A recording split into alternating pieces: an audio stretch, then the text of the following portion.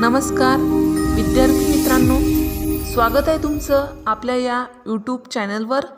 तुम्ही जर या चॅनलवर नवीन असाल तर सबस्क्राईब करायला विसरू नका। आज आपण बघणार आहोत वर्ग 9वी विषय मराठी प्रथम सत्र परीक्षा किंवा त्याला आपण सराव पेपर असंही म्हणू शकतो।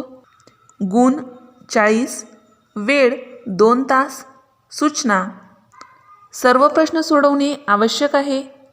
नवीन प्रश्न नवीन पानावर लिहावेत। उजव्या बाजूचे अंक गुण दर्शवतात। आवश्यक त्या ठिकाणी कोष्टक व आकृती काढावी। चला तर मग पेपरला सुरुवात करूया। विभाग 1 गद्य। गद्य हा विभाग 9 गुणांसाठी असतो। त्यासाठी आपल्याला या ठिकाणी एक उतारा दिला आहे। त्या उतार्यावर आधारित प्रश्न असतात। तर प्रश्न पहिला अ, पुढील उतारा वाचून सूचनेनुसार कृती करा। तर तो उतारा थोडक्यात आपण वाचन करूया। या विश्वाचा पसारा अफाट आहे, ईश्वर त्याचा नियंता आहे, तोच पृथ्वीचे नंदनवन करण्यासाठी विश्वेश्वरय्या यांच्यासारखे अभियंते पाठवत असतो। म्हैसूरचे वृंदावन उद्यान ही या अभियंत्याची अद्भुत निर्मिती। 15 सप्टेंबर 1861 ते 14 एप्रिल 1962 असे शतकोत्तर आयुष्य लाभलेल्या विश्वेश्वरय्यांच्या पूर्वजांचे गाव होते।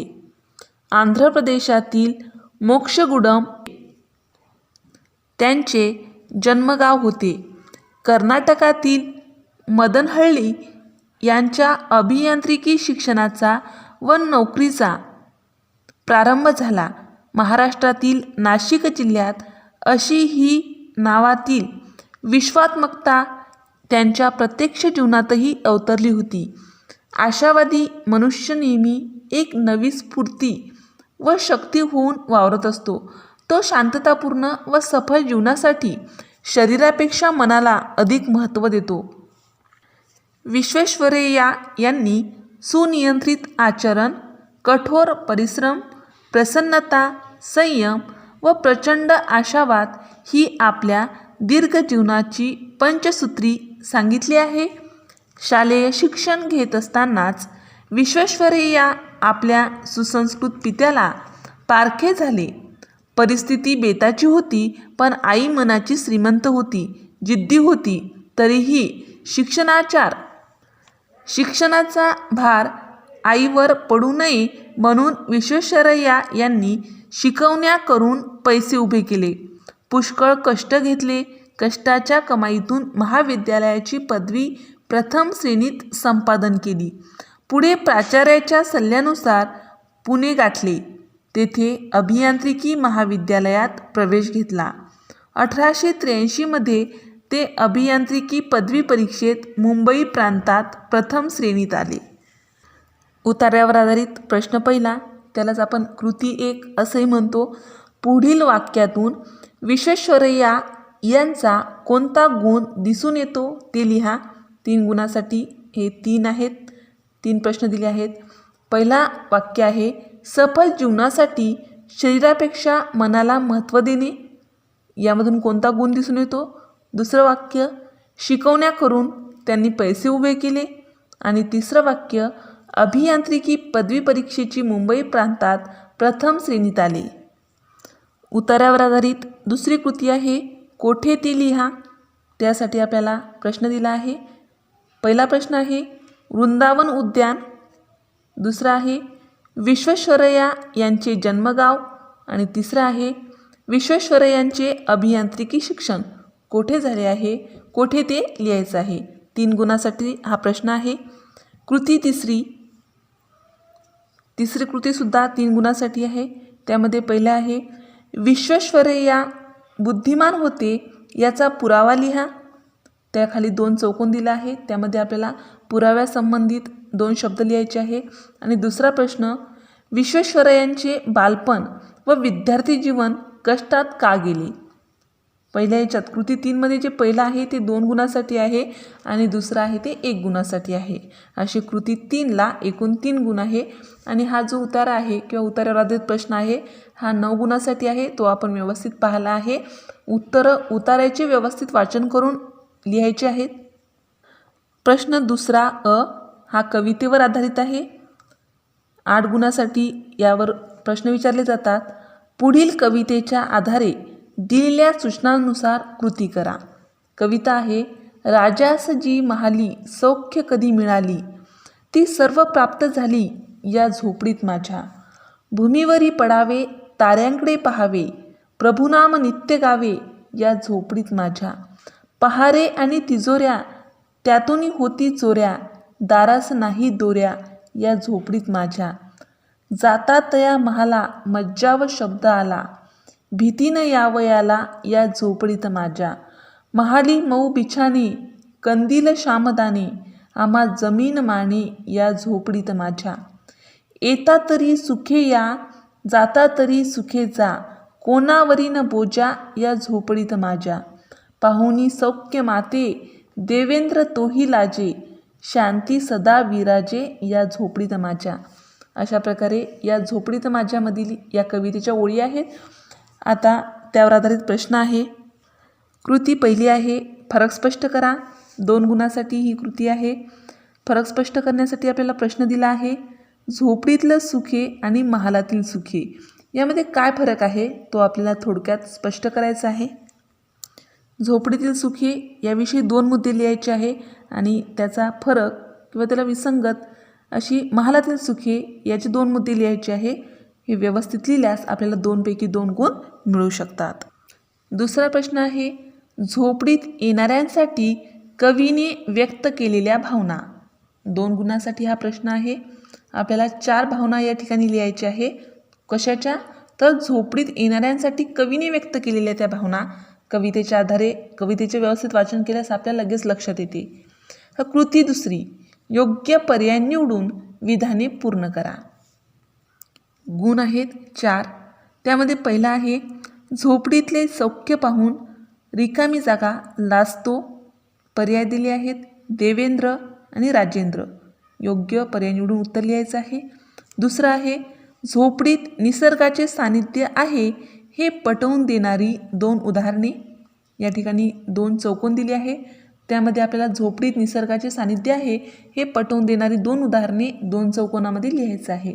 त्यासाठी 2 गुण आहेत. आता प्रश्न तिसरा. स्थूल वाचन. स्थूल वाचन यामध्ये 3 गुणासाठी यावर आधारित प्रश्न आहे. तो प्रश्न आहे. तुमच्या आवडत्या ऋतूची वैशिष्ट्ये स्पष्ट करा. वैशिष्ट्ये म्हणजेच गुण.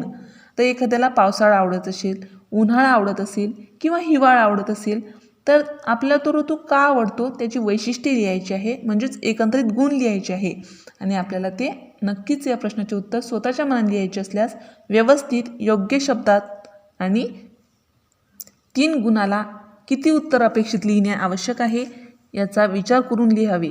1 पेज तरी प्रश्नाचे उत्तर लिहिणे अपेक्षित आहे. प्रश्न चौथा. भाषाभ्यास व्याकरण 8 गुणासाठी आहे. त्यामध्ये पहिला आहे.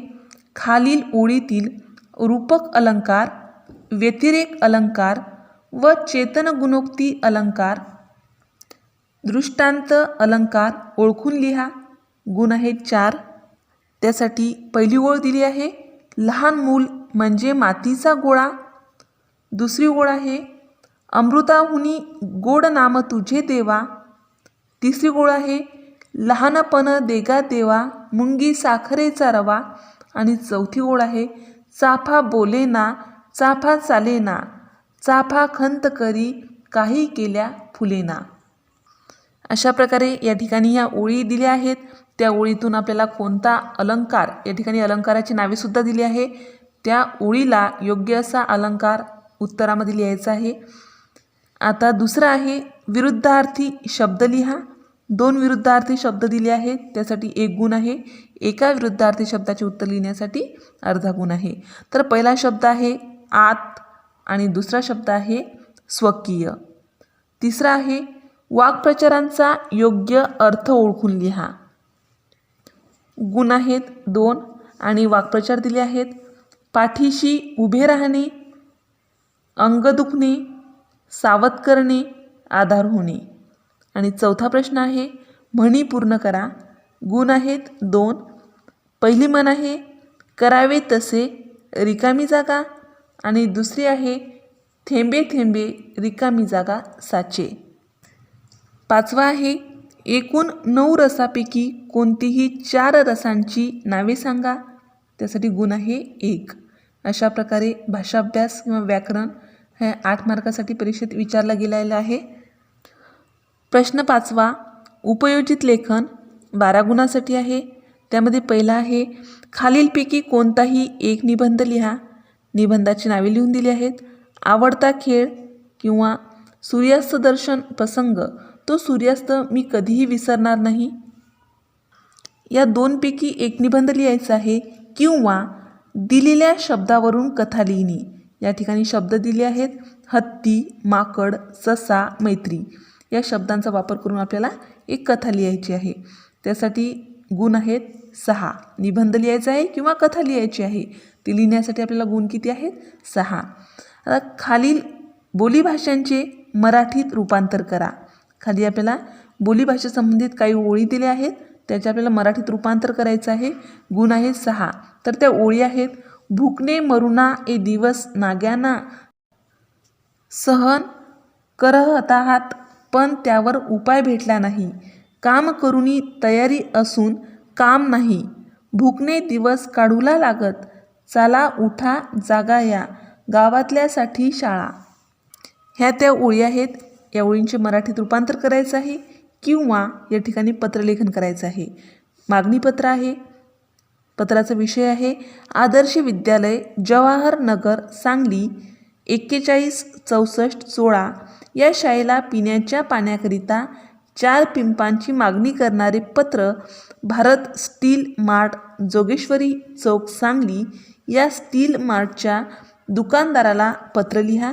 या ठिकाणी आपल्याला त्या मराठी भाषेत रूपांतर करायचं आहे किंवा मागणीपत्र लिहायचं आहे. त्यासाठी गुण आहेत 6. अशा प्रकारे आपण वर्ग 9वी विषय मराठी या विषयाचा प्रथम सत्र पेपर किंवा सराव पेपर या ठिकाणी पाहिला आहे.